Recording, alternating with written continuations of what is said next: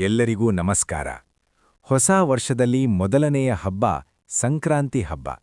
ಜನವರಿ 15ನೇ ತಾರೀಕು ಗುರುವಾರ ಬಂದಿದೆ. ಹಿಂದೂಗಳ ಮನೆಯಲ್ಲಿ ಸಡಗರದಿಂದ ಆಚರಿಸುವಂತಹ ಹಬ್ಬ. ಹಳ್ಳಿಗಳಲ್ಲಿ ತಾವು ಪಡೆದಿರುವ ದವಸ ಧಾನ್ಯಗಳಿಗೆ ಪೂಜೆ ಮಾಡಿ ಮನೆಗಳಲ್ಲಿ ಸಡಗರದಿಂದ ಆಚರಿಸುವಂತಹ ಹಬ್ಬ. ಇಂತಹ ಹಬ್ಬಗಳಲ್ಲಿ ಹಿರಿಯರು ಹೇಳಿರುವಂತಹ ಕೆಲವು ಸಲಹೆಗಳನ್ನು ತಿಳಿಸುತ್ತೇವೆ. ಇವುಗಳನ್ನು ನೀವು ಪಾಲಿಸುವುದರಿಂದ ನಿಮ್ಮ ಮನೆಯಲ್ಲಿ ಧನ ಆಕರ್ಷಣೆ ಎನ್ನುವುದು ಆಗುತ್ತದೆ.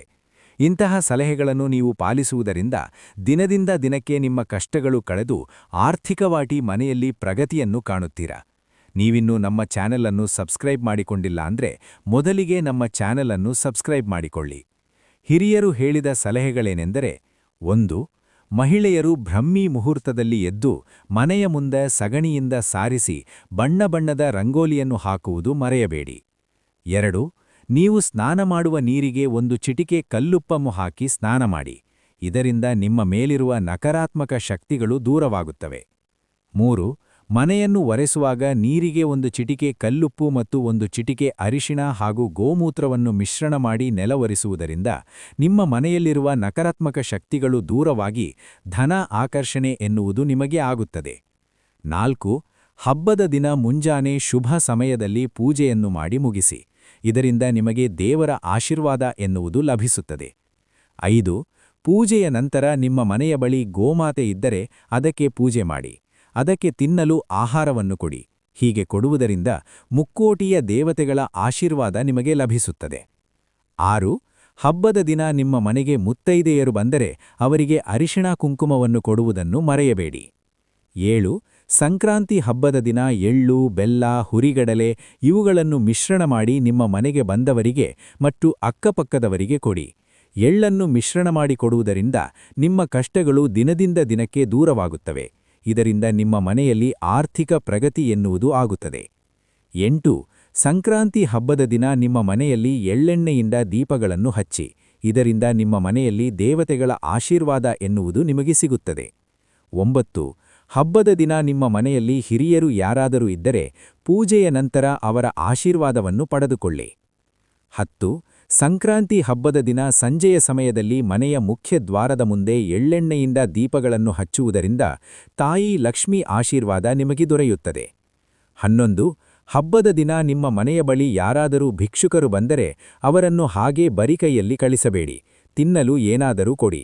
ಹೀಗೆ ಕೊಡುವುದರಿಂದ ನಿಮಗೆ ದೇವತೆಗಳ ಆಶೀರ್ವಾದ ಲಭಿಸುತ್ತದೆ. 12.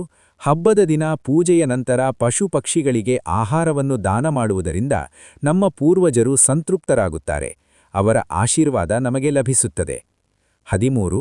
ಹಬ್ಬದ ದಿನ ಹಾಲು ಮತ್ತು ಮೊಸರು, ಕಲ್ಲುಪ್ಪು ಹಾಗೂ ಒಡವೆ, ನೀವು ಧರಿಸುವಂತಹ ಬಟ್ಟೆಗಳು ಇವುಗಳನ್ನು ನೀವು ಬೇರೆಯವರಿಗೆ ಕೊಡುವುದರಿಂದ ನಿಮ್ಮ ಮನೆಯಲ್ಲಿ ಬಡತನಕ್ಕೆ ದಾರಿ ಮಾಡಿಕೊಟ್ಟಂತಾಗುತ್ತದೆ. 14. ಹಬ್ಬದ ದಿನ ಮುಖ್ಯ ದ್ವಾರದ ಮುಂದೆ ಬಣ್ಣದ ರಂಗೋಲಿಗಳನ್ನು ಹಾಕಿ. ಇದರಿಂದ ದೇವತೆಗಳನ್ನು ಆಹ್ವಾನ ಮಾಡಲು ನಿಮಗೆ ಸಹಕಾರಿಯಾಗುತ್ತದೆ. 15. ಹಬ್ಬದ ದಿನ ಮುಖ್ಯ ದ್ವಾರದ ಬಳಿ ಚಪ್ಪಲಿಗಳು ಹಾಗೂ ಪೊರಕೆಯನ್ನು ಇಡಬೇಡಿ. ಹೀಗೆ ಮಾಡುವುದರಿಂದ ನಿಮ್ಮ ಮನೆಗೆ ನಕಾರಾತ್ಮಕ ಶಕ್ತಿಗಳು ಪ್ರವೇಶ ಮಾಡುವಂತಾಗುತ್ತದೆ. 16. ಸಂಕ್ರಾಂತಿ ಹಬ್ಬದ ದಿನ ಹೆಚ್ಚಾಗಿ ಶಿವನಿಗೆ ಸಮರ್ಪಿತವಾಗಿರುತ್ತದೆ. ಆದ್ದರಿಂದ ಮನೆಯಲ್ಲಿ ಶಿವನ ಪೂಜೆ ಮಾಡುವುದನ್ನು ಮರೆಯಬೇಡಿ. ಶಿವನ ಪೂಜೆ ಮಾಡುವುದರಿಂದ ನಿಮ್ಮ ಸಕಲ ಕಷ್ಟಗಳು ದೂರವಾಗಿ ಮನೆಯಲ್ಲಿ ಆರ್ಥಿಕ ಪ್ರಗತಿ ಎನ್ನುವುದು ಆಗುತ್ತದೆ. 17. ಸಂಕ್ರಾಂತಿ ಹಬ್ಬದ ದಿನ ಮನೆಯ ಬಳಿ ದೇವಾಲಯಗಳಿದ್ದರೆ ದೇವಸ್ಥಾನಕ್ಕೆ ಹೋಗಿ ಬನ್ನಿ.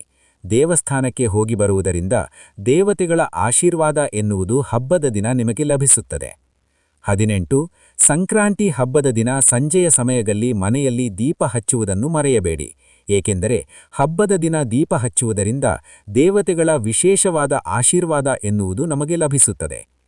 ಹೀಗೆ ಹಿರಿಯರು ಹೇಳಿದ ಕೆಲವು ಸಲಹೆಗಳನ್ನು ನಾವು ಪಾಲಿಸುವುದರಿಂದ ಮನೆಯಲ್ಲಿ ಆರ್ಥಿಕ ಪ್ರಗತಿ ಎನ್ನುವುದು ಆಗುತ್ತದೆ.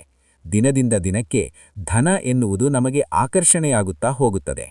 ಈ ವಿಡಿಯೋ ಇಷ್ಟವಾಗಿದ್ದರೆ ಭಕ್ತಿಯಿಂದ ಒಂದು ಲೈಕ್ ಮಾಡಿ ಮತ್ತು ಬೇರೆಯವರಿಗೆ ಶೇರ್ ಮಾಡಿ, ಸಬ್ಸ್ಕ್ರೈಬ್ ಮಾಡಿ.